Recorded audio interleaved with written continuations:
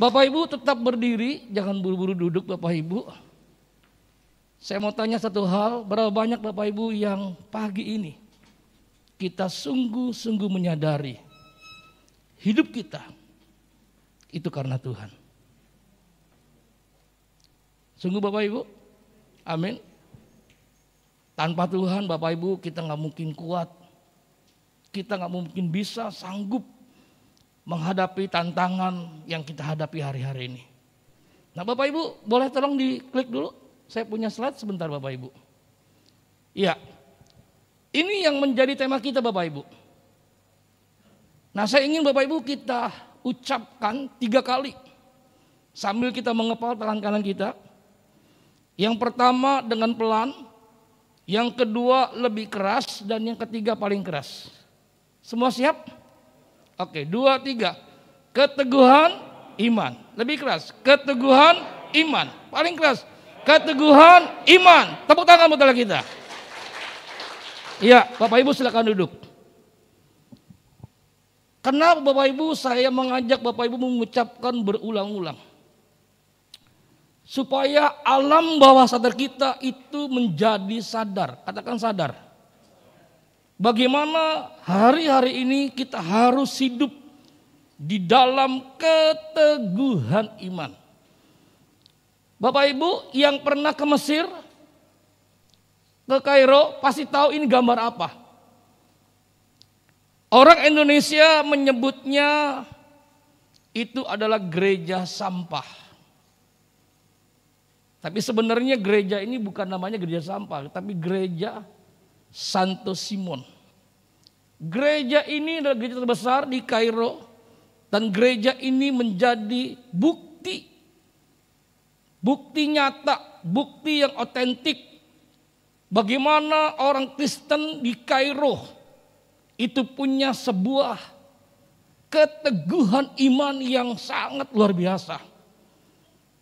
Andai kata Bapak Ibu pada waktu itu mereka tidak bisa membuktikan Yesus yang mereka yakini, Yesus yang mereka sembah, itu adalah Tuhan Yesus yang berkuasa, yang berdaulat, kemungkinan besar pasti sampai saat ini sudah tidak lagi ada kekristenan di Mesir, di Kairo.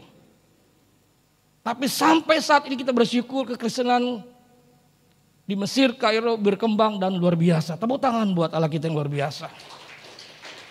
Karena Bapak Ibu, karena mereka bisa membuktikan Yesus itu berkuasa, Yesus itu hebat dan luar biasa. Apa yang terjadi Bapak Ibu? Nah kita melihat ini ayatnya. Yuk kita baca sama-sama 2-3. Matius 17 ayat 20. 2-3. Yesus berkata kepada murid-muridnya, karena kamu kurang percaya. Sebab aku berkata kepadamu sesungguhnya sekiranya kamu mempunyai iman sebesar biji sawi saja, kamu dapat berkata kepada gunung ini, pindah dari tempat ini ke sana, maka gunung ini akan pindah. Dan takkan ada yang mustahil bagimu. Katakan 2-3. Dan takkan ada yang mustahil bagimu selama kita punya keteguhan iman. Katakan 2-3. Keteguhan iman. Yang Tuhan minta iman kita tidak besar-besar. Tidak sebesar biji duren. Tidak sebesar biji kelapa. Tapi hanya sebesar biji sesawi. Biji yang paling kecil Bapak Ibu. Biji sesawi adalah biji yang halus. Kalau kita taruh di tangan, kita berdengus, biji itu dengan mudah dia terbang. Jadi kalau kita punya iman sebesar biji sawi saja Bapak Ibu, kita bisa berkata kepada gunung ini pindah dan gunung itu akan pindah.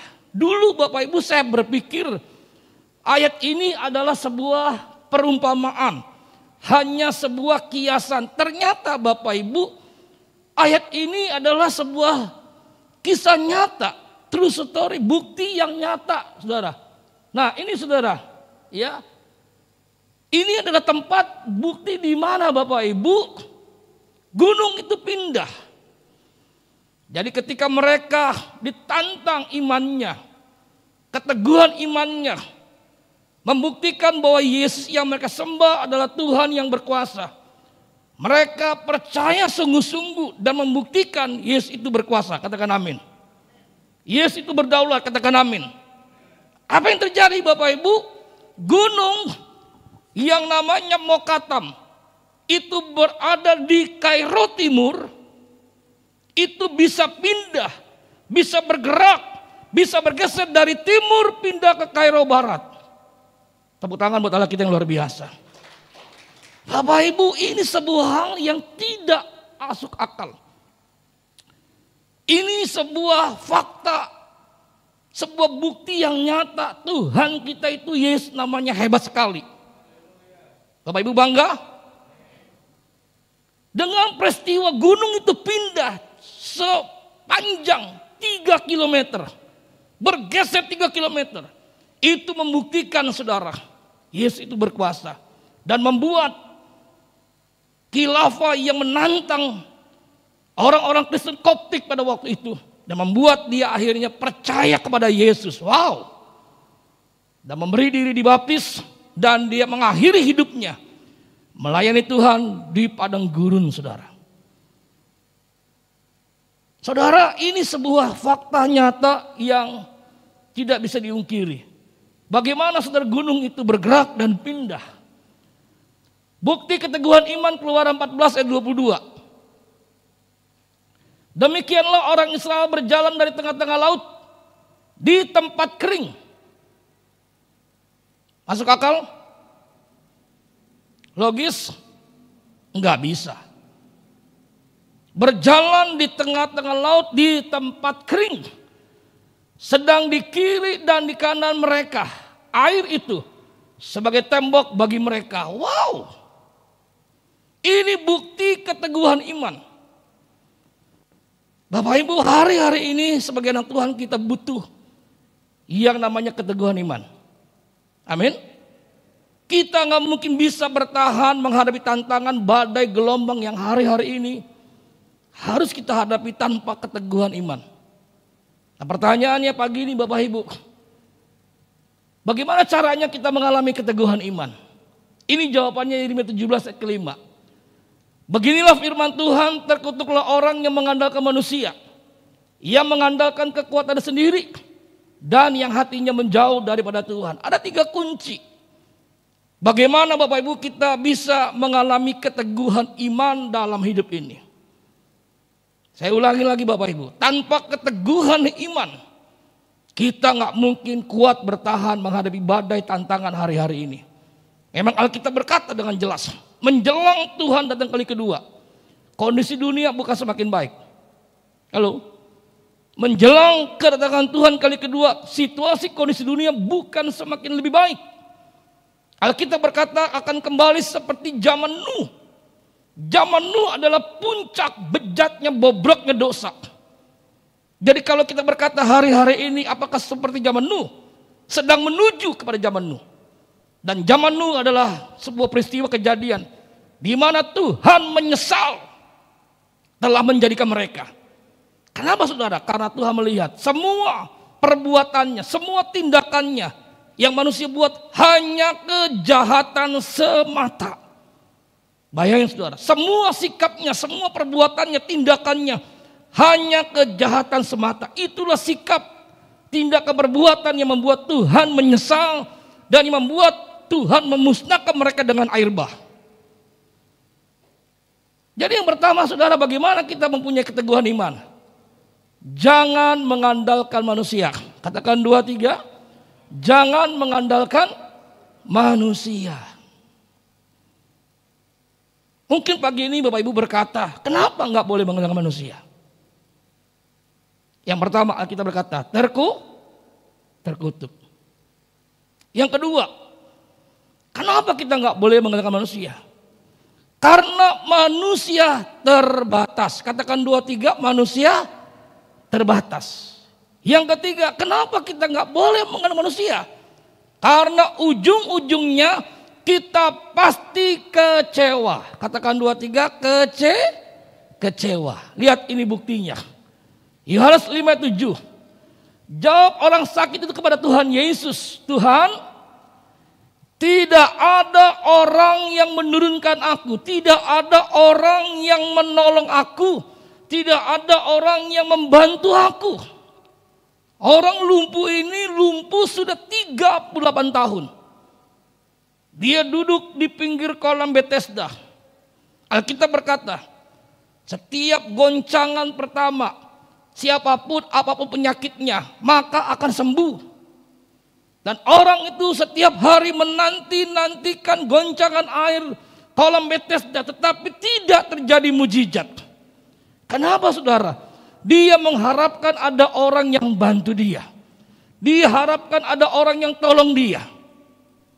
Sampai ketika Tuhan tanya, maukah engkau sembuh? Masih dia berkata, tidak ada orang yang tolong saya.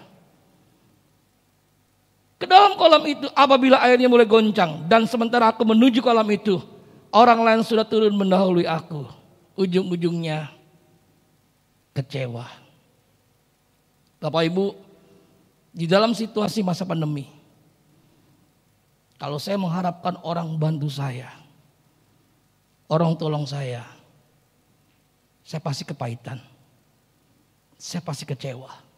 Bapak Ibu setuju? Setuju?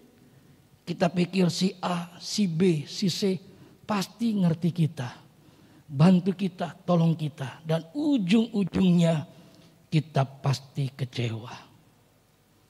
Enggak sedikit Bapak Ibu yang tadinya cinta Tuhan, yang tadinya aktif ke gereja, melayani Tuhan, percaya, tapi hari-hari ini Bapak Ibu dia sudah lagi tidak percaya, dia sudah kepahitan. Dia sudah kecewa. Kenapa? Karena dia mengharapkan temannya, saudaranya, teman segerejanya bisa tolong dia, bisa bantu dia. Ternyata orang berkata, kasihan ya, saya hanya bisa bantu dalam doa. Bapak Ibu, mari pagi ini kita mau belajar bagaimana kita memiliki keteguhan iman. Jangan mengandalkan manusia. Katakan 2, 3, jangan mengandalkan manusia. Kenapa? Manusia juga terbatas. Siapa yang kita perlu andalkan? Tuhan. Amin. Sejak masa pandemi, saya semakin menyadari saudara, hidup kita itu benar-benar karena Tuhan. Saya sangat menyadari hidup tanpa Tuhan enggak mungkin kita kuat. Setiap hari Jumat kita keluarga bikin mesbah keluarga. Dan selalu saya tekankan kepada istri dan kedua putri kami, kalau bukan Tuhan, bukan karena Tuhan, saya bilang mungkin saya udah gila. Pasti stres, pasti depresi. Kalau saya ada sampai pagi ini, kita ada semua karena Tuhan. Tepuk tangan buat Allah kita. Mau mengalami keteguhan iman, mari kita semakin berharap percaya sama Tuhan. Setuju? Arahkan iman kita kepada Tuhan. Jangan kepada manusia. Manusia bisa bantu kita, bisa tolong kita, tapi bukan caranya kita. Caranya Tuhan. Halo? Setuju? Ya. Jangan kita atur Tuhan. Yang membuat kita capek dalam hidup ini karena kita atur Tuhan. Kita percaya sama Tuhan, tapi kita yang atur Tuhan. Kita bilang, Tuhan kenapa sih nggak begini? Kenapa sih nggak begitu? Kita yang atur Tuhan, itu membuat kita capek. Kalau kita percaya sama Tuhan, mari kita berserah. Halo? Amin? Jangan kita atur Tuhan, membuat kita lelah. Berserah sama Tuhan, percaya sama Tuhan.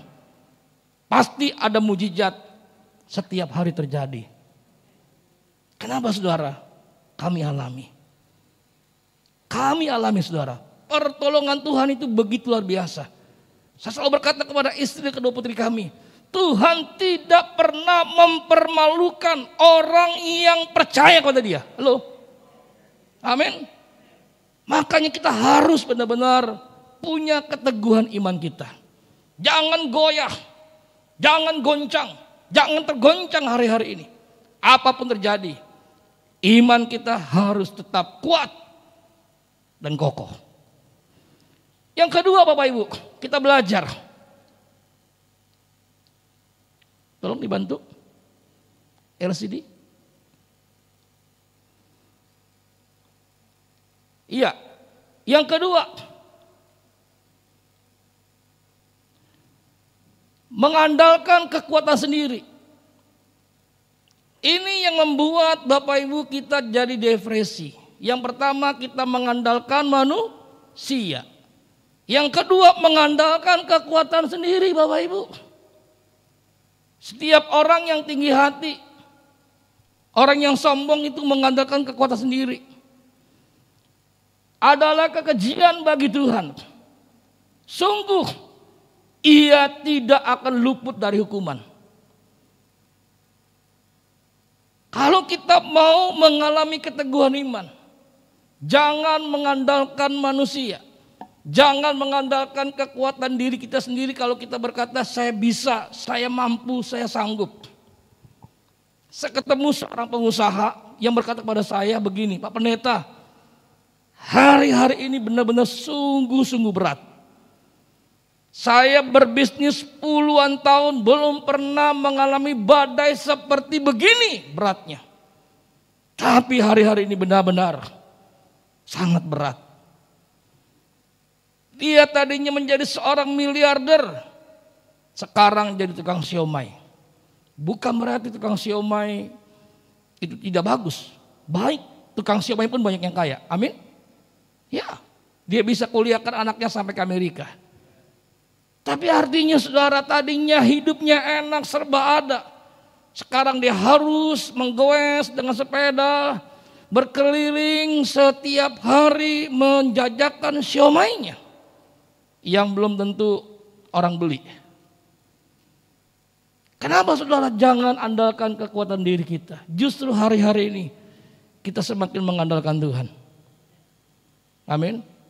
Andalkan Tuhan. Kita pasti memiliki keteguhan iman. Ini saya buktikan saudara. Ya, tolong dibantu LCD, ini mampet ini. Hakim-Hakim 16 ayat 20. Lalu berserulah perempuan itu. Siapa perempuan ini? Adalah Delila. Orang Filistin menyergap engkau Simson, maka terjagalah Simson dari tidurnya serta katanya, lihat orang yang sombong. Seperti yang sudah-sudah, aku akan bebas dan akan meronta lepas.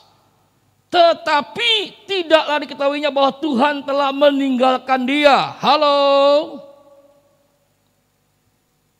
Lihat saudara, bagaimana kita bisa memiliki keteguhan iman kalau kita mengandalkan kekuatan kita. Bapak Ibu, saya mau ingatkan, kalau hari-hari ini kita semakin diberkati, ingat Bapak Ibu tujuannya, supaya kita semakin jadi berkat, katakan amin. Jangan sampai kita lupa kalau hari-hari ini kita diberkati, kita berkata karena saya bisa, karena saya mampu, karena saya layak. Salah Bapak Ibu. Jangan andalkan kekuatan kita. Kita akan stres, kita akan depresi, akan capek, lelah. Simson dengan mudah berkata, seperti yang sudah-sudah, aku akan bebas dan meronta lepas. Ternyata saudara, dia tidak sadar bahwa Tuhan sudah meninggalkan dia. Saudara tahu akhir hidup Simson sangat menyedihkan, sangat naif, memalukan. Kedua biji matanya ini congkel. Tiap hari kerjanya menjadi badut pelawak yang berputar-putar menggiling gandum, anggur saudara. Dan dia harus mati bersama orang-orang yang tidak percaya sama Tuhan. Apakah Tuhan jahat? Pasti tidak. Betul? Itu pilihan yang harus diambil. Itu resiko. Yang semestinya saudara mungkin dia menikmati hidup yang jauh lebih baik daripada itu. Ayo Bapak Ibu, mari kita pagi ini kita mau belajar Jangan sampai kita mau memiliki keteguhan iman. Yang pertama apa? Kita mengandalkan manusia. Kita mengharapkan manusia bisa bantu kita, tolong kita. Ternyata nggak bisa, saudara. Kenapa manusia terbatas? Kenapa manusia pasti bikin kita kecewa? Berharap sama Tuhan. Dengan cara apa? Dengan caranya Tuhan. Yang kedua, jangan mengandalkan kekuatan kita. Kenapa? Kita terbatas, kita pasti stres. Justru di tengah-tengah masa pandemi ini Bapak Ibu, kita harus semakin mengandalkan Tuhan. Tepuk tangan buat Allah kita. Kita harus semakin berserah percaya sama Tuhan. Tadi saya katakan saudara, kalau bukan karena Tuhan, saya udah gila. Kenapa saya bilang saya gila saudara? Biasanya saya sibuk khotbah hampir tiap hari. 1 bulan terbang sana terbang sini. Bahkan sampai ke luar negeri khotbah, sampai ke Eropa. Sekarang hanya di rumah saja. Dulu sering buka agenda untuk melihat jadwal. Sekarang saya nggak pernah lihat lagi agenda. Orang bilang, Pak kok bisa hidup? Bisa. Karena apa saudara? Karena perbuatan tangan Tuhan yang besar. Siapa yang tolong saya? Siapa yang bantu saya? Dengan caranya Tuhan. Orang-orang yang saya nggak kenal, orang-orang yang saya nggak tahu, orang-orang yang nggak tahu siapa saya, sampai detik pagi hari ini, setiap bulan dia transfer ke rekening saya dalam jumlah berkat yang besar. Tepuk tangan buat Allah kita. Dipikir dengan akal sehat nggak masuk akal. Kok bisa? Bisa saudara. Bisa berjalan di tengah-tengah laut, di tanah yang kering. Amin. Mari Bapak Ibu, izinkan Tuhan lebih berkarya, lebih bebas dalam hidup kita. Ketika apa? Kita andalkan Tuhan. Kami hari Sabtu baru pulang dari luar kota. Kami menikmati hotel berbintang. Orang bilang enak Pak, enak. Enak ya Pak jadi pendeta, enak. Tapi banyak orang gak mau jadi pendeta. Halo? Halo? Banyak orang bilang sama saya, Pak pendeta enak ya. Kemana-mana gratis, kemana-mana menikmati, betul. Enaknya jadi pendeta, betul, enak. Tapi banyak orang gak mau jadi pendeta. Dari mana saya tahunya? Lihat. Kalau keluarga, anak gadisnya dipacari sama pendeta, pasti ini keluarga berkata, nak doa dulu sungguh-sungguh. Bener enggak dari Tuhan? Ini yang ketawa-ketawa, Tuhan ampuni dosanya. Tapi kalau yang deketin anak gadisnya pengusaha, pasti dia berkata Tuhan selalu memberikan yang terbaik. Ini namanya kurang ajar saudara. Melecehkan pendeta saudara. Tapi saya percaya jemaat di sini enggak. Yang di sana, di sini enggak ada yang ngaku maksud saya saudara. Kayak menikmati saudara. Ada yang berkata Pak, pakai aja tempat itu. 1 malam hampir 1,5 juta. Kayak menikmati. Itu berkat Tuhan saudara. Kita gak mencari pertolongan manusia. Kita gak berharap manusia yang bantu kita. Tapi Tuhan yang harap bantu kita. Dengan cara apa? Dengan caranya dia. Amin. Loh saudara, saya lagi di jalan diteleponin. Pak, cepetan Pak. Ngapain cepetan? Kirim rekening lu. Waduh, saya bilang susah nih. Sorry kok. Kenapa? Gua susah nolaknya. Lagi ngebut kencang di telepon pelan-pelan menepi ke kiri saudara. Kenapa? Jangan terlambat. Amin. Haleluya. Saudara, pertolongan Tuhan tidak pernah terlambat. Katakan 2, 3. Pertolongan Tuhan tidak pernah terlambat. Dan juga tidak terlalu cepat. Kalau kecepatan kita jadi sombong. Jadi lugu, lucu dan belagu. Jadi kalau mau memiliki keteguhan iman, yang pertama mari saudara kita belajar. Jangan mengandalkan manusia, jangan berharap kepada manusia, berharap sama Tuhan. Yang kedua, jangan mengandalkan kekuatanmu sendiri, pasti engkau capek. Pasti engkau stres saudara. Andalkan Tuhan, berharap sama Tuhan. Dia punya cara untuk menolong kita. Yang ketiga, hatinya jauh dari Tuhan.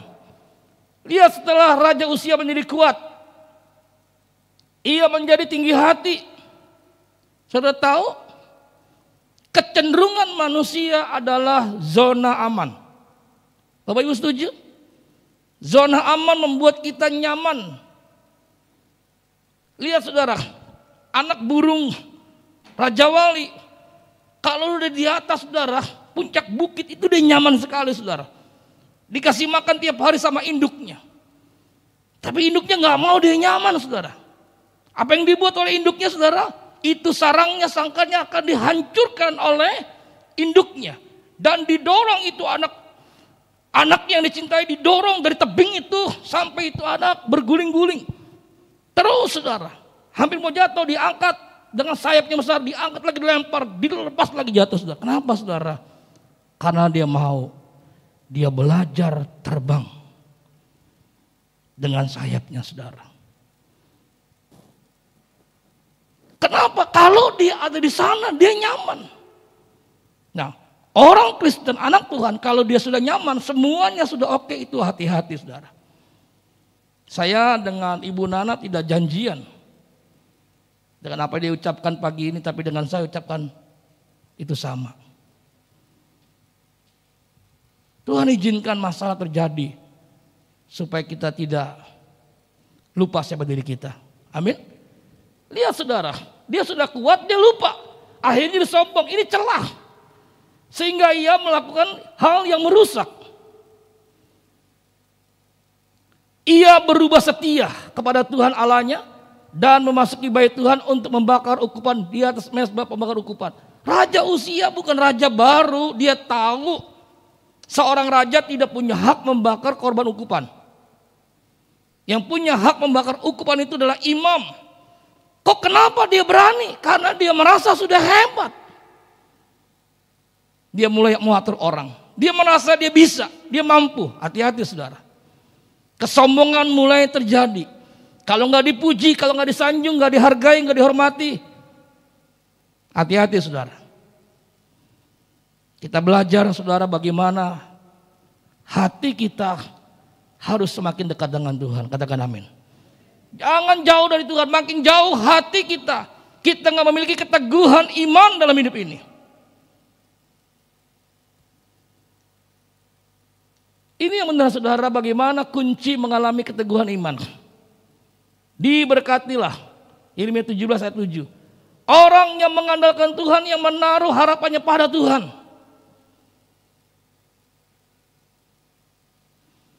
Taruh pengharapan kita pada Tuhan. Ada yang bertanya, Pak, gimana mengandalkan Tuhan? Ada yang tanya, bagaimana Pak cara mengandalkan Tuhan?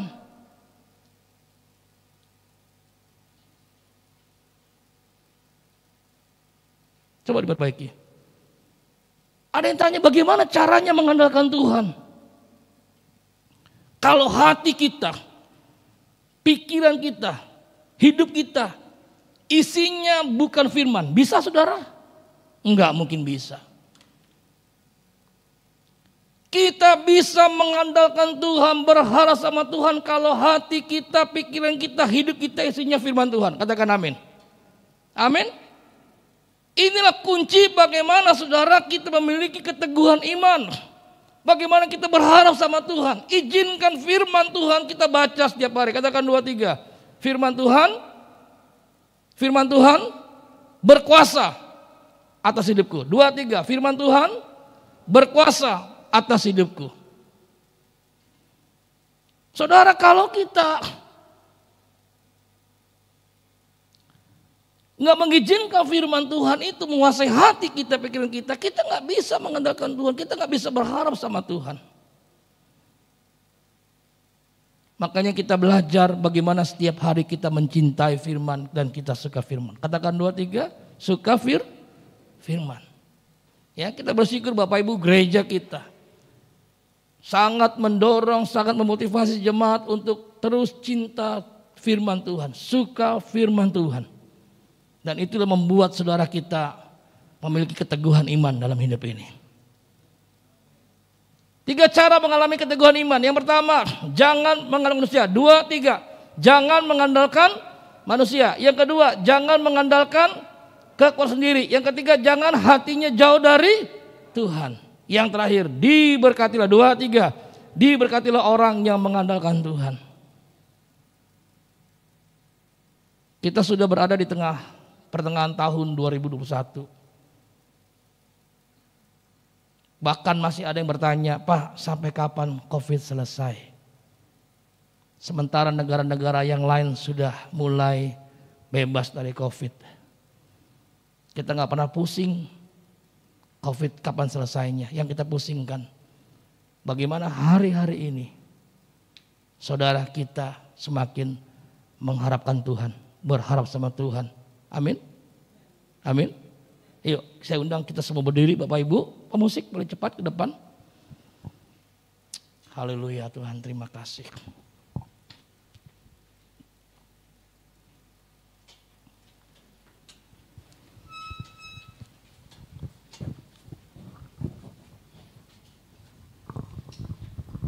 Iya, teks lagunya boleh dikeluarkan, Thomas.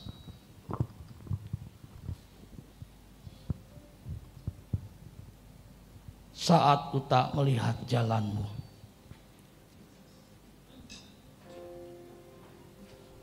Haleluya Tuhan.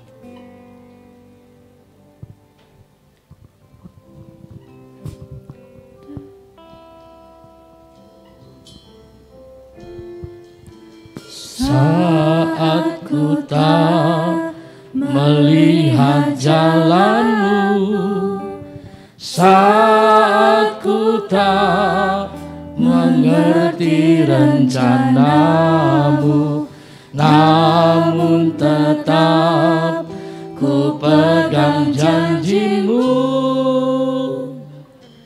Pengharapanku hanya padamu. Saat ku tak melihat jalanmu, saat ku tak melihat jalanmu, saat ku tak mengerti rencanamu, namun tetap ku pegang janjimu. Pengharapanku hanya padamu. Ya, mari kita angkat kedua tangan kita, kita sembah Dia. Hatiku percaya. Mari Bapak Ibu menyanyi dengan iman. Hatiku percaya.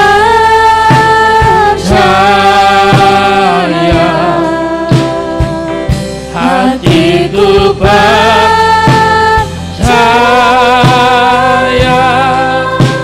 Selalu ku percaya. Biarkan musik dengan lembut. Bapak Ibu boleh buka matamu, lihat ke depan Bapak Ibu. Lagu ini dikarang oleh seorang pria yang mengasihi Tuhan, namanya adalah Edward Chen. Kenapa lagu ini bisa dia tulis, saudara? Dia ciptakan karena waktu itu dia berada dalam sebuah titik iman yang sangat terendah. Dia hampir give up. Dia hampir menyerah dengan masalah persoalan yang begitu berat, yang secara akal sehat dia bilang gak mungkin dia bisa kuat. Makanya lagu ini tercipta. Lagu ini sangat memberkati begitu banyak orang, saudara. Saudara, dengar dengan baik, saudara. Tuhan tidak minta kita mengerti. Dengar dengan baik. Tuhan tidak pernah meminta kita mengerti apa yang sedang terjadi hari-hari ini. Saya katakan dengan jujur, saudara, secara akal sehat saya nggak mengerti kenapa saya harus terjadi seperti begini. Kenapa saya punya istri harus sakit. Secara akal sehat kita nggak mengerti ada banyak hal yang terjadi. Kenapa saudara Tuhan tidak jika kita mengerti? Karena pikiran kita terbatas. Halo? Pikiran kita sangat terbatas. Pikiran Tuhan sangat-sangat tidak terbatas. Bagaimana pikiran terbatas bisa mengerti pikiran Tuhan yang gak terbatas? Yang Tuhan minta pagi ini, mari kita percaya. Itu yang Tuhan mau. Buat Tuhan, dengar dengan baik umat Tuhan, memberkati kita menjadi kaya, sukses, berhasil bukan sebuah perbuatan yang susah. Gampang sekali. Hanya masalahnya saudara, yang susah buat Tuhan adalah membuat kita percaya. Mari pagi ini Bapak Ibu, miliki keteguhan iman. Dengan apa? Percaya. Izinkan hati kita, pikiran kita setiap hari dikuasai firman Allah. Itu membuat kita berharap mengandalkan Tuhan. Mungkin hari-hari ini kau masih bertanya, Tuhan, kenapa ini terjadi? Tuhan, kenapa ini terjadi? Hatimu saat pagi ini masih terus bertanya-tanya. Buat aku ngerti, enggak akan bisa mengerti. Karena Tuhan mau kita bukan mengerti, tapi Tuhan mau kita percaya kepada Dia. Kalau mengerti kita sulit saudara. Apapun yang terjadi, mari kita percaya itu yang terbaik yang Tuhan lakukan buat kita. Amin. Yuk angkat kedua tanganmu, sembah Dia. Hatiku percaya, hatiku percaya. Mari angkat tanganmu, pejamkan matamu, sembah Dia.